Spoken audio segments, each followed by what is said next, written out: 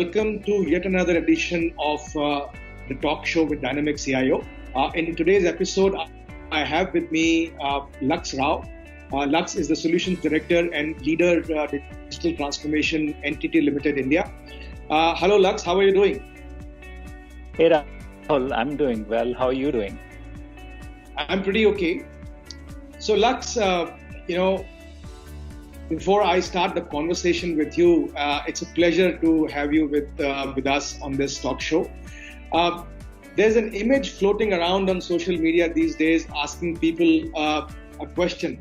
The question says, what inspired their digital transformation? Was it the CEO, the CTO, or COVID-19?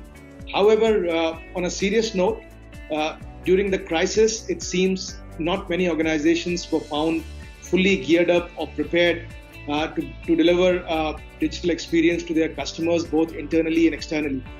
There could be many reasons why the COVID-19 outbreak has forced companies to revisit their digital transformation blueprints and preparedness yet again.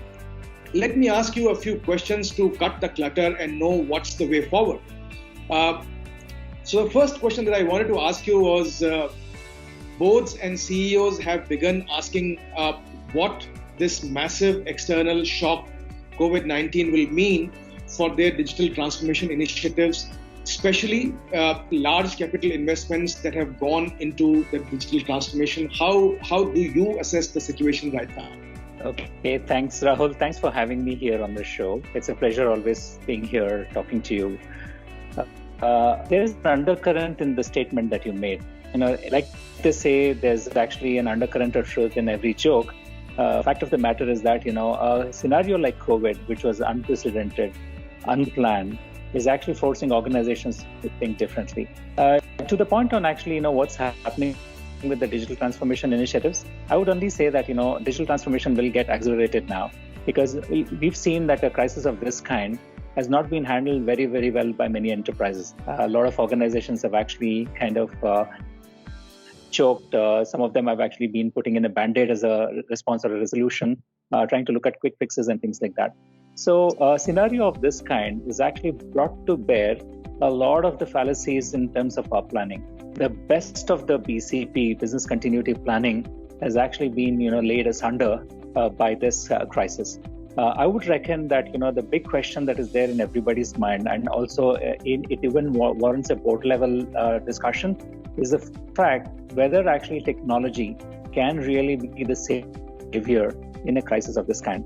5-6 weeks now, we are seeing that how technology is actually really been making organizations come back on their feet.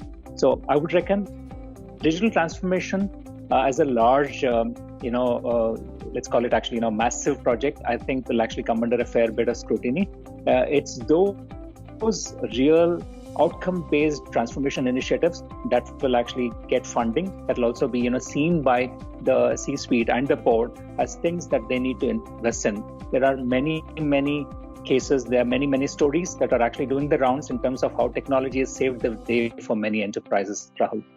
Great. So, what I could gather from your statement is the outcome-based initiatives will be under the spotlight and will be highlighted and will be given the importance. So, another question that I had in mind was, can you explain how matured and evolved digital organizations could handle the COVID crisis more efficiently and easily than those which weren't prepared for this?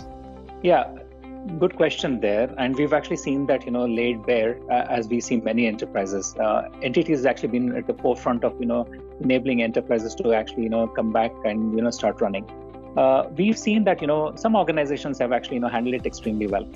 They were perhaps better prepared. They knew that, parts of the business continuity planning actually, even though they're not seen a scale of this kind, they had actually provisioned for a work from home scenario. And I think those are all enterprises, those organizations, were quickly back on their feet and, they were running almost seamlessly. They just needed to actually cover for the scale, but they already had all of the elements in play. So those organizations which started with digital initiatives I've seen the benefits of planning early and having a business continuity plan that covered for actually a work from home scenario. All that they needed to do was actually, like I said earlier, build scale. But that's not the case with many other organizations.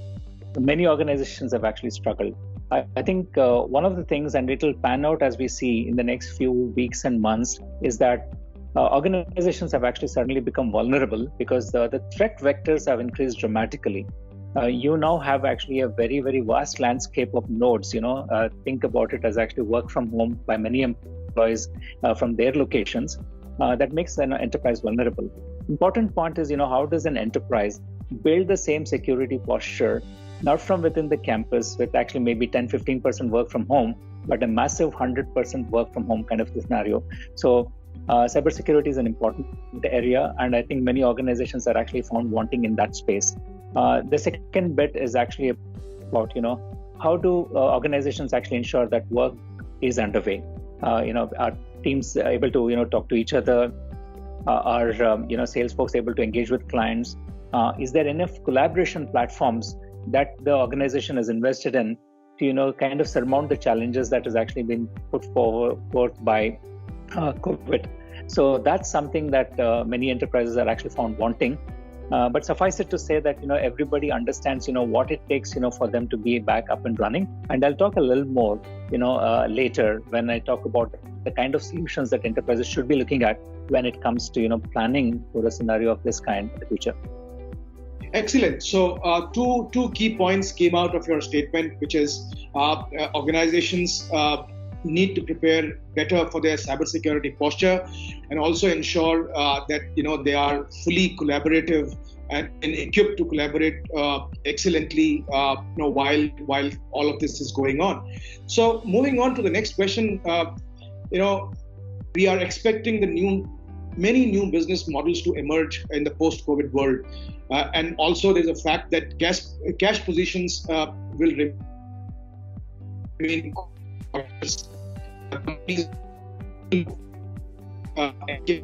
their business outcomes, as you said earlier. So what would be those technology inputs that will be required, which will help companies gain those outcome-based? In a scenario of this kind, Rahul, cash is king, and cash flows are very critical for ensuring that the organization actually stays afloat. It's important, therefore, to understand what is it that an organization actually needs to invest in. I think these are times, where life and livelihood is paramount. I think this is actually at the core of it all. It's actually about human. How do we actually this is a human tragedy of unprecedented proportions. Organizations will have to actually look at how to safeguard livelihood, how to ensure that actually employees are safe, ecosystems partners are safe, and things like that. Therefore, I would reckon that investments, while they will actually be will be sparing, and they wouldn't actually come in, really in tranches. I would think that given the fact that technology has proven itself to be a lifeline, organizations will actually invest in technology just so that they're covered and they're ready to handle a situation of this kind. One of the most important things which I talked about earlier as well is how do you ensure that an organization actually remains in business? Cybersecurity is an important parameter, and as we actually speak, there are actually thousands of discussions that are actually happening. I'm sure actually the bad actors are looking at how to expose the vulnerabilities of many organizations, how to exploit them. So this being the scenario, I would think that the first and foremost investment that an organization needs to make is to really up their security posture in a very, very big way. That's fundamental, because if an organization is not attacked, it can stay in business, it can continue to serve its customers.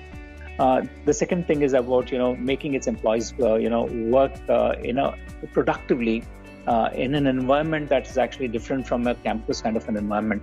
So investment in a collaboration platform, tools of that kind actually becomes paramount in importance. The third one is in terms of automation tools. Automation tools are important today. When there is this less contact or low contact engagement that needs to actually happen, that will permeate even technology as well. And you'll certainly see a spurt of technology tools automation tools that will come into play in a very, very big way. So I'm actually, foreseeing massive adoption of, RPA and artificial intelligence technologies. And in a scenario of this kind, I think organizations would be happy to go with an OpEx model because they would like to actually really move towards a consumption-based model, and therefore cloud will actually get accelerated, particularly for enterprises. Enterprise cloud adoption, is already happening in a big way, but now it will get accelerated in terms of its momentum. And I would say that these are the 4 technology pillars that one would look at, in terms of uptake in a massive way over the next few weeks, months, and quarters. Rahul. Great. So, you are saying that more organizations will look at automation as the key savior for them. You are also indicating that there will be a lot of uptake in technologies like artificial intelligence, which actually gives organizations the boost and the edge. So wonderful. Moving on to the next question, I wanted to know if data will continue to reign.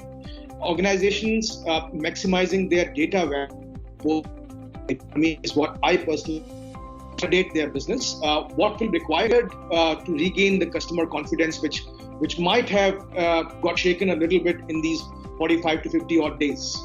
It's like preaching to the choir if I say that data is new oil. I think that's actually been spoken about, but it's more important today. Like I said earlier, cash is king and cash flows are paramount to an organization's survival. As businesses actually start, rebounding back, it's important for organizations to actually, really ensure that their clients are, retain the engagement, the services that they're offering to clients, are of the top order, because differentiation becomes very, very important. And differentiation needs insights. Differentiation needs a better understanding of clients, partners, ecosystem, and that is driven by data. I would reckon that data will actually play a very, very important role, as we traverse these choppy waters and, start building back our businesses. Data, I think, is actually going to play a very, very important role, not just from the point of view of actually analytics visibility. It will also play a very important role in terms of insights and, ensuring that, an organization actually stays differentiated in terms of its offering. When the purchasing power of clients is actually going to take a dip, you got to be the best in the game and be appealing to clients, and that will come in from your client very, very well. And therefore, one of the key pillars of digital transformation is a better understanding of customers and offering a fantastic customer experience, and data will actually be underpinning this whole approach of knowing clients better. Rahul.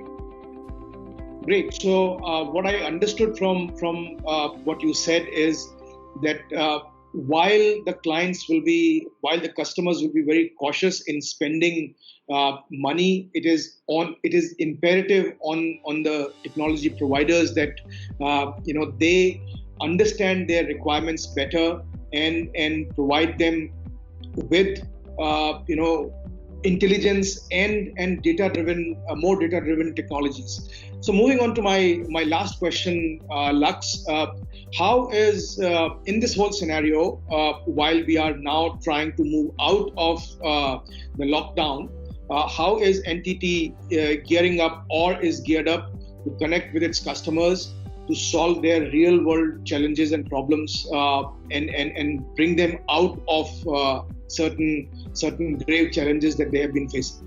NTT has been at the forefront, of enabling enterprises to stand on its feet and start running, like I said earlier.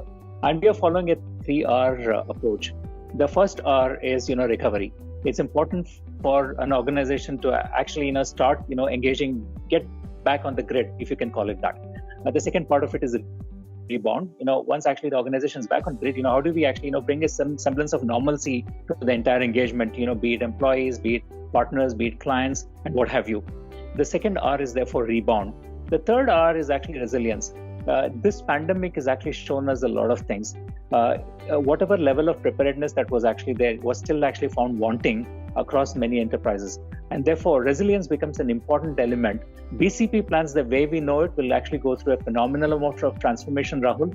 And I would reckon that the near future will actually, have many organizations going back to the drawing boards in looking at, how do you actually handle a scenario of this kind, if at all it actually comes up. God forbid if it does come up, then how do organizations actually handle that becomes important. From an entity perspective, I would like to actually, bring up a slide over here that talks about, our pillars of solutions, if you will, that have actually stood by our clients in a important way. So bear with me as I bring up the screen.